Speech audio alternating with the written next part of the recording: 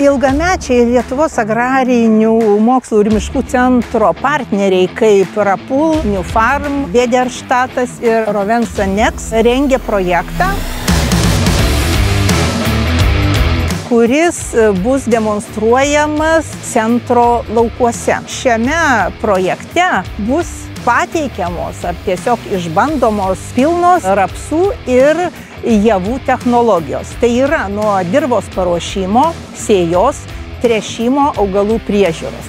Ūkininkas turės galimybę susipažinti su visa augalų auginimo technologija.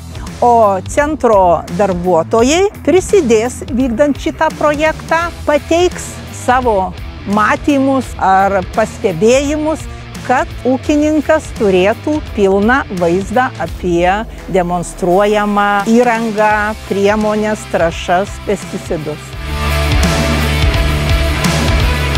Šiame projekte Bederštat dalyvauja kartu su žemės dirbimo technika ir su sėjamosiamis. Prieš tai čia buvo praskusta su lėkštiniu skutikų kereriu, buvo sudygusių pabirų, piktžolio ir buvo nupurkšta su purkštuvu. Kadangi purškimas buvo atliekamas jau po gero lietaus, tai tiek traktorius, tiek purkštuvas įgilino nemažas provėžas, tai teko mums pradirbti su mūsų universaliu skutiklio top-downu. Dirbome kažkur apie 20 cm, kad panaikinti tą suspaustas provėžas.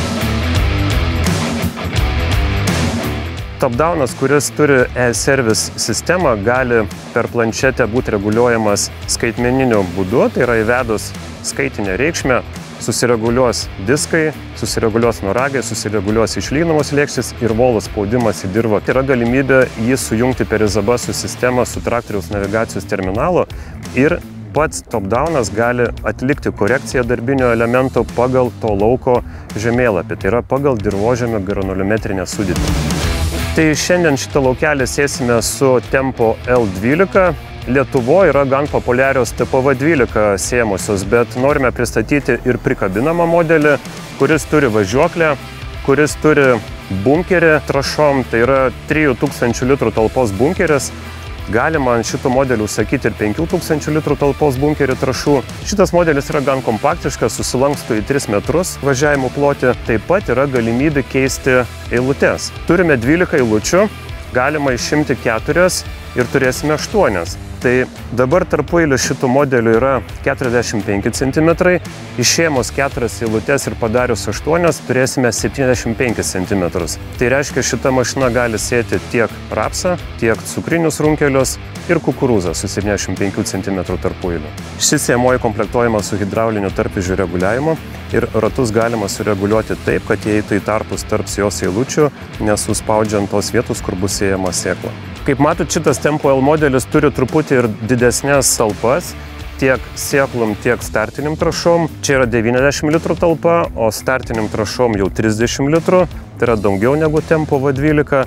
Startinius trąšus atiduodamos kartu su sėkla į tą pačią eilutę per šitą vamzduką, o kompleksinės trąšos atėjusius iš to didelio bunkerio eina šalia jos eilutės ir į kitą gylį. Tai mums leidžia išgauti iš tos mašinos dar didesnį efektyvumą, tai yra panaudoti tiek startui reikalingas trąšas, tiek kompleksinės, kurios jau reikalingus vėlesniam augalų vystymuisi, tai yra, kada jau šaknis eina giliau ir pasiima giliau esančias trąšas.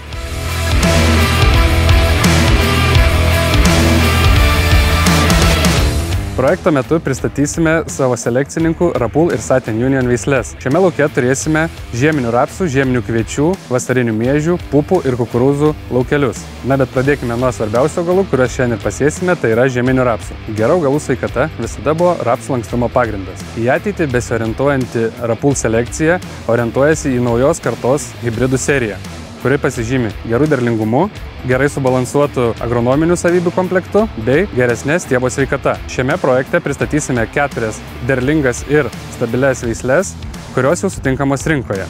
Pirmoji – Triathlon. Veislė pasižyminti ypatingai gerų žiemkentiškumu, kurį puikiai įrodė tiek privačiose, tiek oficialiuose bandymuose Švedijoje.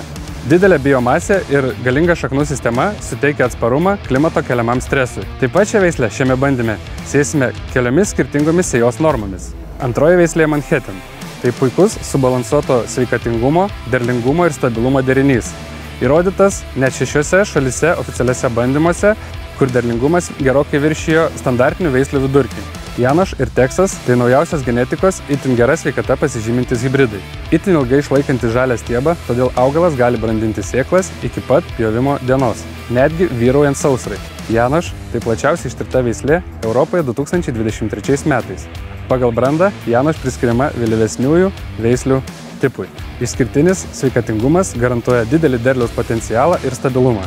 Veislė Teksas lyderiaujanti veislė net ir sudėtingomis augimo sąlygomis. 2023 metais tarp visų Kauno bandymų stotyje tirtų veislių veislė Teksas pasiekė aukščiausią derlingumo lygį. Šiame bandyme visos sėklos yra apveltos Lumipoza insekticidiniu beicu, kurį pirmieji pristatėme Lietuvos rinkoje. Šio preparato dėka augalai įgauna papildomą apsaugą nuo vabalų, taip pat energingesnį vystymąsi iš rudens. Kad būtų įdomiau, šiame lauke visų veislių laukeliai vienoje pusėje bus auginami naudojant standartinę technologiją, kitoje pusėje turėsime laukelius, kuriuose nenaudosime fungicidų. Taip galėsime įsitikinti dar geresnių augalų sveikatos potencialų. Taigi sekite naujienas, ieškosime praktinių sprendimų, kuriuos pritaikysime ūkyje.